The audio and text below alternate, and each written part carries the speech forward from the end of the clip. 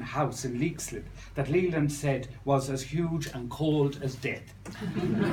A house where even as a child her parents, Leland says in her memoir, A Restless Life, were wont to look at me as some kind of unfortunate happening. Leland's upbringing fostered a strangeness in her, and her short story collection, Different Kinds of Love, is an unflinching account of the forms that love and lack of love takes. Her entire life was in many ways a restless search for a room somewhere in the world, and for that room to have room to be herself. And that wish finally came into its fullest being when she bought the first and last property she ever owned, the cottage by the sea in Cluna, the little meadow in North Sligo, where, like Brigid, she was a keeper of the flame.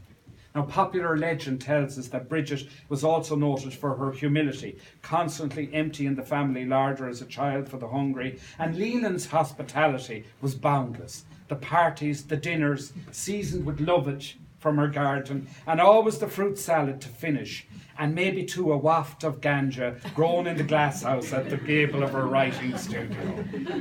In the Festschrift for Leland at 80, edited by her son Nicholas, column to being riffs on the Wallace Stevens poem, actually 13 Ways of Looking at a Blackbird, and offers 11 ways of looking at Leland. He says, I interviewed her once for the Sunday Independent. Interviewing isn't really the word, I just frightened her. I frightened her before I arrived, while I was there, and after I left. I wanted a chronology, a shape to her life that she could explain, as most interviewees try to do. She couldn't see the point. And then, she smiled, she tried, she wanted me to leave. And when I had gone, she wanted me to come back and rub out a whole lot of questions and answers, but she was too polite and modest to do that, so she just worried. And it's an encounter that brings to mind a line from that work of Elizabeth Jennings where she says that here is a humility at one with craft. And the work on show here today strengthens that sense of connection between Leland, Brigid, and the artist's work, lined up by that kind of, it is a humility at one with craft.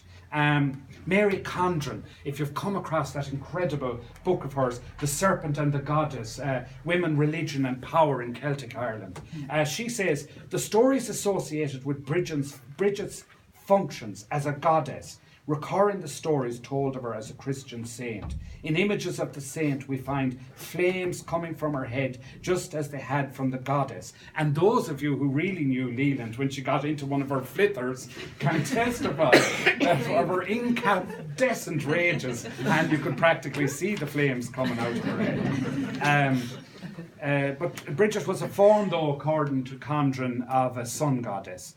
And the symbolism remains attached to the sun and that swastika symbol, which is found throughout the world in the Brigid's cross. And as for, for these reasons, particularly, I think, if you heard Miles Dungan on fake myths and fake news on Drive Time on February 1st, he explained how the Vatican expunged Brigid, the Irish saint, from their official list of saints. She got the chop along with Christopher and St. Nicholas or Santa. So technically the 1st of February isn't a saint's day at all in Ireland, though it still marks Imbolc, the spring festival of fertility and lactation, the season that breathes life into the dead mouth of winter. And there is a sense that this marginalisation that was captured in that poem of the female saint by the Vatican conclave adds to the sense of rightness that the Irish women's political journey in the last century find in such vivid expression with this special celebration of works by 90 Irish women artists, held in focus again by the St. Brigid's Day poem. And I think that was largely thanks to Anne and Andoran for choosing that. We're here, as Eiléan says in her introduction, we are here to tell you things. And another immediate and defining quality of the work by the artist represented in the themed exhibition and in the life and writing of Leland Bardwell and the legend of the saint and goddess Brigid is the tenderness, the unrestrained tenderness of the work. So I'll wrap up my part of the morning celebrations with this little piece from Mary Condren on Brigid, where she says, the goddess was not a goddess of power or of power over, but was vulnerable, dependent upon the common humanity of her people to sustain her being. She inspired reverence, not worship, cooperation, not domination, and she called for an ethic of care and responsibility for herself and for the earth. Thank you.